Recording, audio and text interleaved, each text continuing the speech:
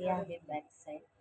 त्याचा परफेक्शन जर बाही मुंडा काढायचा असेल ना तर ह्या पद्धतीने योग ठेवायचा आणि ह्याचं हे बघा अर्धा इंच बरोबर इथं ठेवलं की अर्धा इंचवर येतं मार्जिन. जेव्हा शिवतो आपण ते बघा परफेक्ट असं किनारीला किनारी जॉईंट होती, म्हणजे बरोबर अर्धा इंचाचा गॅप असतो. हा बघा 1 इंच बरोबर आहे. टक्ससाठी सोडलेला असतो कपडा पुढे येतो आणि कटोरी जी असते ती कटोरी अशी आपण लावली ते पण हे बघून असं जो गळा असतो ते असं ठेवला ते आपण बघितलं थोडंसं पॉईंट जर पुढं आलं की ते परफेक्ट बसतं ना पुढे आणि मागे. जेव्हा जेव्हा आपण मुंडा कटिंग करतो हे कच्चं असतं त्याला बरोबर हे अशा पद्धतीने घ्यायचं. हे जो बॅक साईड आहे हा गळ्याची साईड आहे, हे जे मुंड्याची साईड आहे अशी लावून द्यायची. 1 इंचाचा गॅप पडतो. आपण काय करायचं तुम्हाला जोपर्यंत माहिती नाही आहे तर 1 इंचाची अशी मार्किंग करून घ्यायची.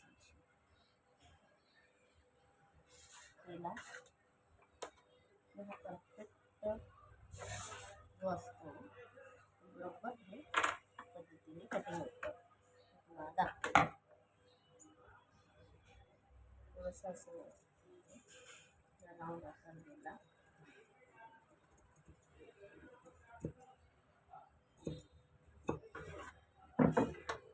हा फ्रंट झाला. बॅक साईडला आपलं फ्रंट साईडला खड्डा असतो, बॅक साईडला खड्डा नसतो. अर्धा इंचावर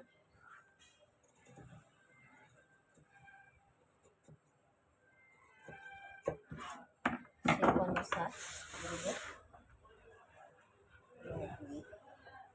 परत हा भाग असा लावला बाहीच्या इथं तर मुंडापर्यंत इथं आलं पॉईंट आला. आता फक्त आपल्याला जे मार्जिन असतं तेवढंच आपल्याला उतरवायचं. 2 रेष कमी पडतंय ना तर 2च रेष उतरवायची.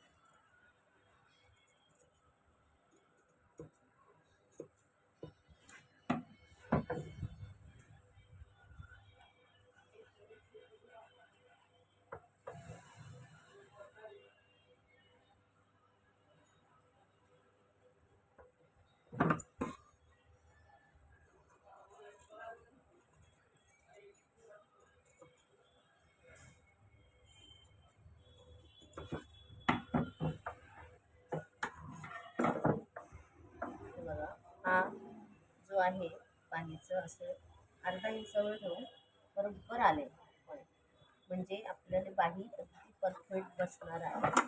गळा उतरू नये म्हणून थोडासा शेप द्यायचा ही साईड.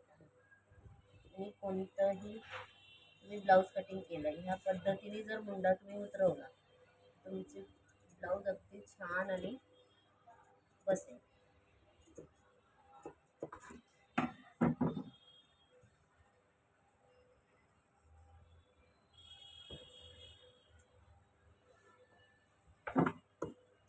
तुम्ही वारंवार प्रॅक्टिस करत राहिलात ब्लाऊज कटिंग करायची त्यावेळेस तुम्ही असं कटिंग ह्या पद्धतीने कटिंग केलं तर तुम्हाला ती सवय लागेल.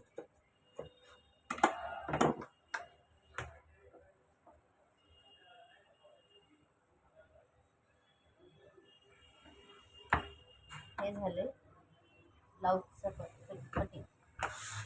आणि बाही गळ जे आहे मापाचा ब्लाऊज असले की बॅक साईडचा जो सेंटर असतो तो मधोमध सेंटर असतो. आपण गळा अर्धा इंच घेऊन मार्किंग केली.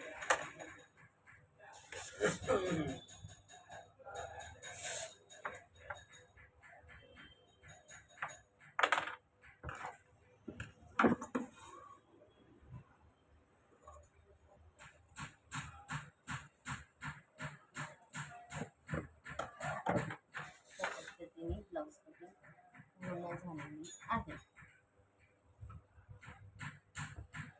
काय अडचण आली तर मला कटारे लेडीज टेलर फोन केलं तरी चालेल, फोन करून विचारले तरी चालेल.